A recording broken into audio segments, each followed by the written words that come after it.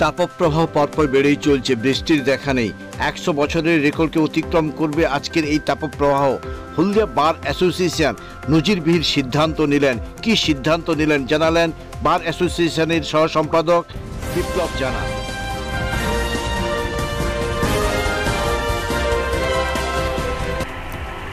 মহকুমা আদালত বলতে আমাদের হলদিয়া অ্যাডভোকেট বার অ্যাসোসিয়েশনে আজকে একটা আলোচনা সভা ছিল। এই গরম প্রবল দাবদাহের জন্য বিচারপ্রার্থীরা থেকে শুরু করে কোর্টের কর্মচারী এবং অ্যাডভোকেটরা তাদের আসতে ভীষণ অসুবিধা হচ্ছে তাপদাহের কারণে, যার জন্য বহুদিন ধরে সবাই ছুটির জন্য আবেদন করছেন বার অ্যাসোসিয়েশনের কাছে।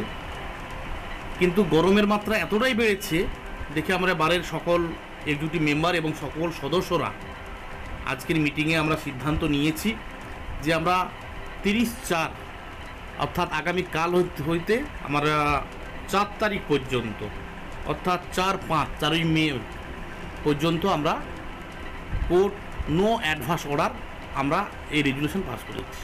অর্থাৎ ইমার্জেন্সি কাজগুলো ছাড়া কোর্টের ইন জেনারেল যে কাজগুলো সেগুলো আপাতত বন্ধ থাকছে, 4 তারিখের পর চলবে। আমার নাম হচ্ছে বিপ্লব জানা, অ্যাসিস্ট্যান্ট সেক্রেটারি হলদিয়া অ্যাডভোকেট বার অ্যাসোসিয়েশন।